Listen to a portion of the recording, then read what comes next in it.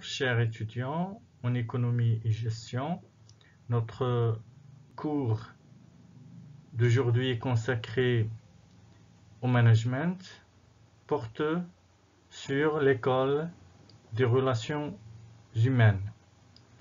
Alors, pour étaler nos propos, nous allons dans un premier point parler de l'origine et fondement de l'école des relations humaines et ensuite nous allons discuter de son évolution à travers l'apport de pionniers dans cette école.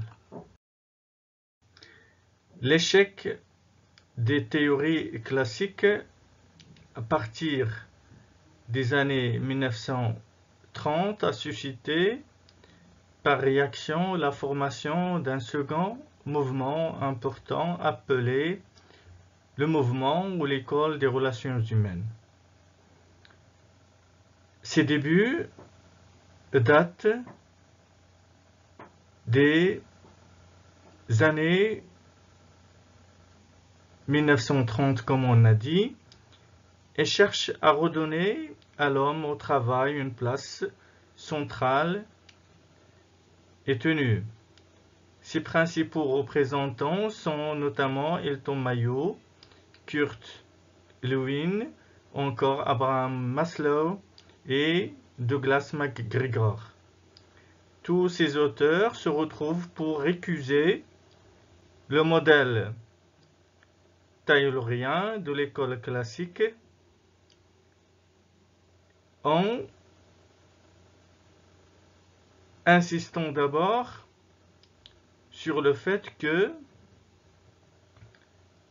les individus au sein de l'entreprise ne sont pas seulement motivés par des facteurs économiques, du stimulus, par la contrainte et les incitations pécuniaires, mais d'autres motivations extrinsèques, notamment psychologiques ou sociales, assurent l'amélioration de la productivité des ressources humaines et encouragent à ce que le personnel s'implique et s'engage dans la réalisation des objectifs de leur organisation, notamment l'entreprise. Depuis la fin des années 1920, de nombreux chercheurs issus de disciplines comme la psychologie ou la sociologie ont prolongé, critiqué, parfois même remis fondamentalement en cause les principes tayloriens de l'organisation scientifique du travail. Ils ont bien résumé le malaise profond ressenti par les ouvriers face au système taylorien, par lequel on cherche à reproduire au sein des entreprises l'efficacité de la machine dont le travail humain n'est qu'un des enchaînements. Ces chercheurs ont avancé plusieurs points d'argumentation, à savoir la hiérarchie stricte associée au taylorisme qui réduit considérablement l'autonomie individuelle, la séparation nette entre les exécutants et les dirigeants réduit fortement les possibilités de coopération du personnel au fonctionnement de l'organisation et la partialisation des tâches produit inévitablement de la monotonie et de l'indifférence de la part des ouvriers. Par conséquent, les entreprises ne peuvent continuer à produire en négligeant la personnalité et le facteur humain. Les ouvriers voient la cadence s'imposer à eux et ils commencent à développer des comportements pathologiques à l'égard du modèle taylorien et des sentiments d'impuissance, de frustration et parfois même d'hostilité à l'égard de ce modèle de management qui se manifeste à travers notamment les grèves, l'absentéisme, le turnover et parfois même le sabotage. Ce mouvement a développé dans les années 30 le mouvement des relations humaines qui prend en compte les besoins psychologiques et sociaux de l'homme au travail, nécessitant un changement au niveau de style de management et de direction. Cette approche est une rupture avec l'analyse taylorienne qui considère l'argent comme unique motivation pour l'individu. La crise de 1929 et le mouvement de protestation socialiste qui défend l'intérêt de la classe ouvrière par rapport à la classe bourgeoise, exploitante, et sont en effet à l'origine de l'émergence de mouvements de contestation de la pensée classique. Le monde des affaires cherche alors des issues pouvant les sortir de la crise. Et cette école en est parmi ces issues qui permet au capitalisme de survivre par rapport à la prépondérance de la pensée socialiste marxiste. Les besoins des ouvriers psychologiques et sociologiques sont ainsi pris en compte comme prolongement des travaux de Sigmund Freud qui met en valeur l'influence des facteurs psychosociologiques sur la productivité de l'être humain. Cette école étudie donc l'homme au travail pour prendre en compte ses besoins et son comportement au sein de groupes au travail. Il accorde donc à la dimension humaine de l'entreprise une place essentielle.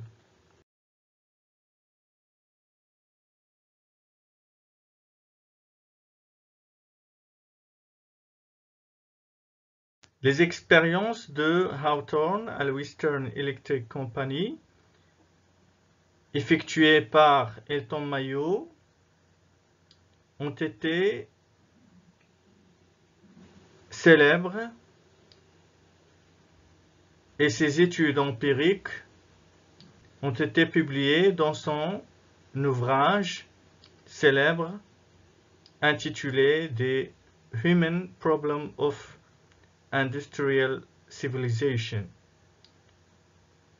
Elton Mayo s'est intéressé dans la première série d'expériences aux conditions matérielles de travail, notamment l'éclairage, le chauffage, le bruit, etc., et leur impact sur la productivité à la Western Electric, et ce, à travers une série d'expériences.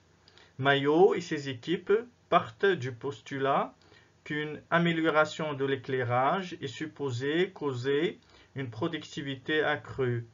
Or, sur le terrain, ils aperçoivent que la productivité s'améliore aussi bien dans le groupe étudié que le groupe témoin, c'est-à-dire groupe travaillant dans des conditions de travail stables, et que la productivité continue à s'améliorer même lorsqu'on en fait diminuer l'intensité de la lumière.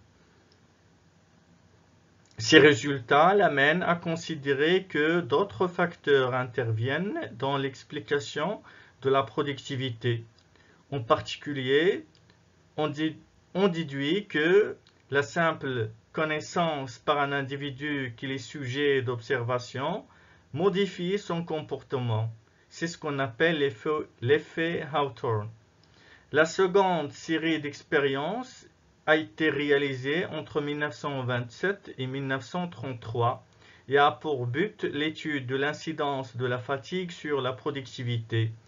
Il s'agit d'étudier le comportement d'un groupe de 5 ouvrières suite à différentes décisions, notamment augmenter les salaires, accorder un temps de pause supérieur, accroître le temps de repos. Là encore, les performances continuent à s'accroître même lorsqu'on réduit la rémunération des membres du groupe.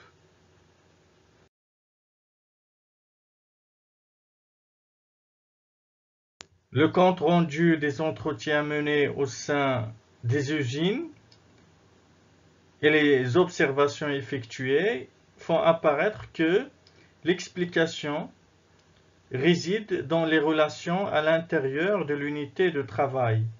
Les ouvriers sont avant tout motivés par leur appartenance à un groupe social et éprouvent des besoins de relations et de coopération. Elton Mayo ont conclu que ce ne sont pas les facteurs matériels qui gouvernent principalement le rendement des travailleurs, mais des éléments de nature psychosociale généralement connus sous le titre de l'effet Hawthorne, en hommage aux lieux où ils ont été mis en évidence, à savoir l'environnement social favorable, l'acceptation du travail par le groupe, les bonnes relations avec l'encadrement et les rémunérations non économiques, notamment la valorisation du travail, la reconnaissance et la satisfaction du travail bien fait.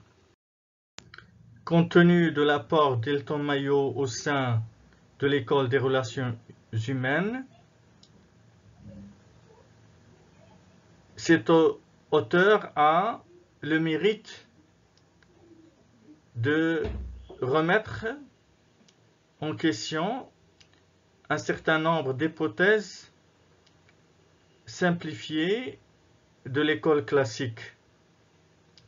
Pour lui, le facteur technique n'est plus privilégié par rapport au facteur humain du moment où cette école place l'individu au centre de l'organisation. Il a, à juste titre, mis en évidence des phénomènes fondamentaux de l'organisation du travail tels que le comportement des hommes, les relations dans le groupe et entre les groupes et l'influence des conditions du travail sur la productivité en introduisant des concepts comme les besoins, les motivations, la satisfaction, l'autonomie et la responsabilisation des individus. Donc, on peut tirer 3 idées essentielles caractérisant ce mouvement. Le premier, c'est que les individus ont naturellement besoin d'appartenir à un groupe social au sein de l'entreprise. Deuxièmement, les individus recherchent l'estime, voire l'amitié de ceux avec qui ils sont associés pour l'accomplissement d'une tâche. Et troisièmement, ils souhaitent pouvoir démontrer leur utilité et l'utilité aussi de leur contribution.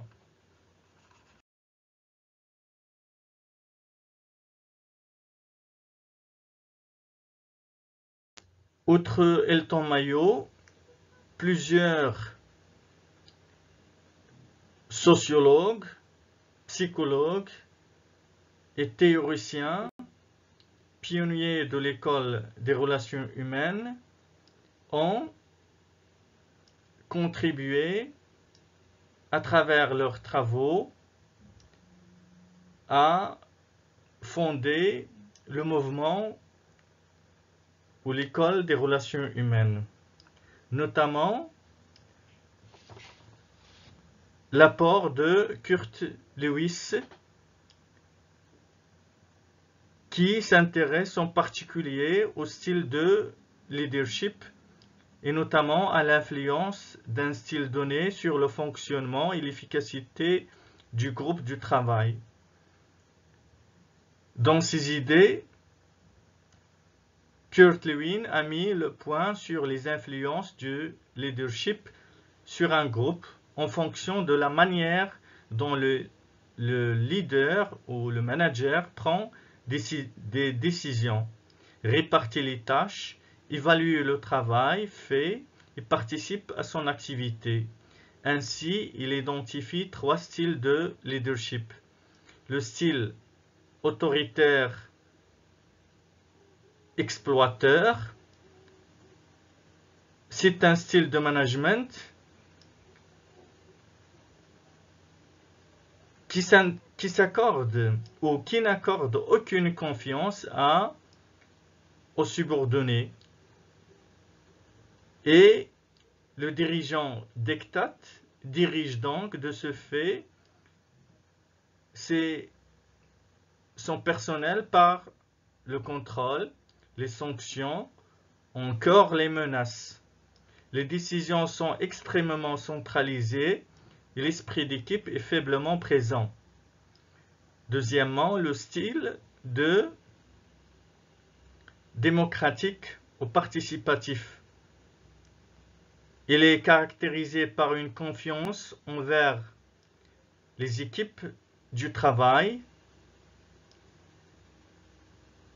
ce qui conduit à prendre des décisions collectives et à favoriser l'élaboration de rapports de coopération entre les membres de l'organisation.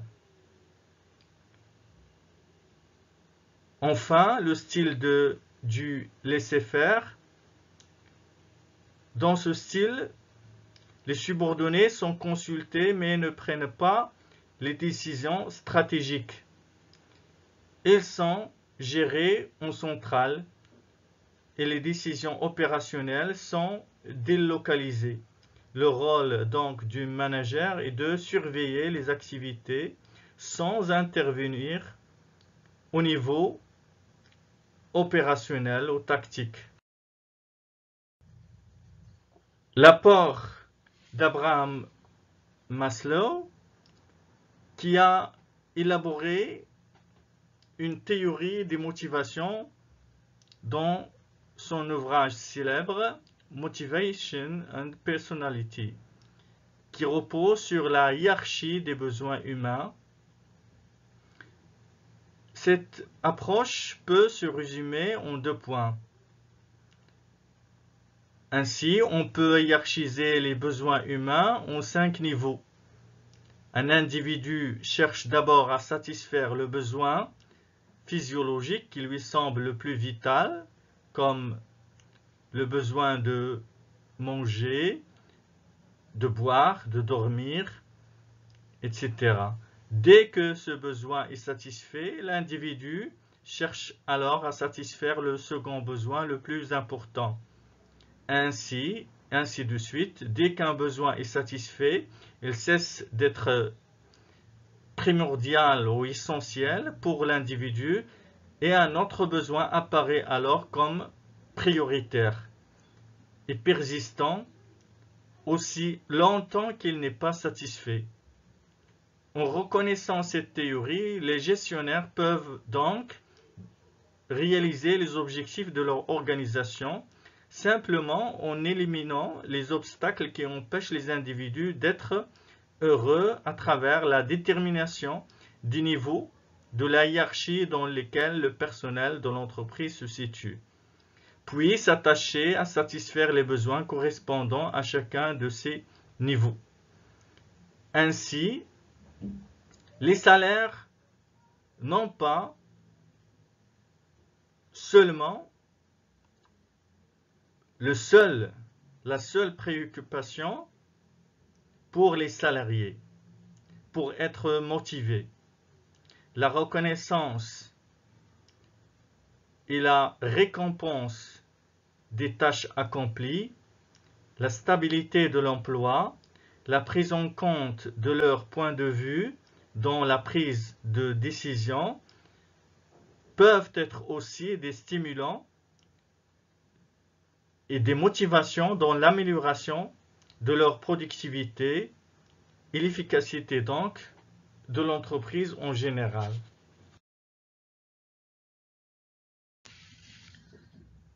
Enfin, l'apport de MacGregor. Celui-ci s'intéresse au rôle des dirigeants et publie plusieurs ouvrages sur le sujet dans The Human Side of Enterprise et The Professional Manager. Il est connu par sa théorie XY. Dans la théorie X, le gestionnaire a une vision négative de ses subalternes. Les hypothèses de cette théorie sont les suivantes. L'individu éprouve une aversion innée pour le travail qu'il considère comme pénible. En raison de cette caractéristique humaine que représente l'aversion pour le travail et la préférence pour le moindre effort, la plupart des gens doivent être forcés, contrôlés, dirigés et menacés parfois de sanctions pour qu'ils déploient les efforts nécessaires à la réalisation des objectifs organisationnels. MacGregor préconise alors le fait que la théorie X pousse le gestionnaire à agir d'une manière autocratique vis-à-vis de ses subalternes nonchalants. À l'inverse, le gestionnaire dans la théorie Y perçoit ses subalternes d'une manière positive. Les hypothèses de la théorie Y sont les suivantes. Le travail peut constituer pour l'individu une source de motivation et une source de satisfaction personnelle. Le contrôle externe et la menace de sanctions ne sont pas, dans ces cas, les seuls moyens pour obtenir un effort dirigé vers les objectifs organisationnels. L'homme peut se diriger et se contrôler lui-même pour atteindre les objectifs dont il est responsable. L'individu a aussi les capacités requises pour exercer sa créativité et assumer ses responsabilités professionnelles sans contrainte.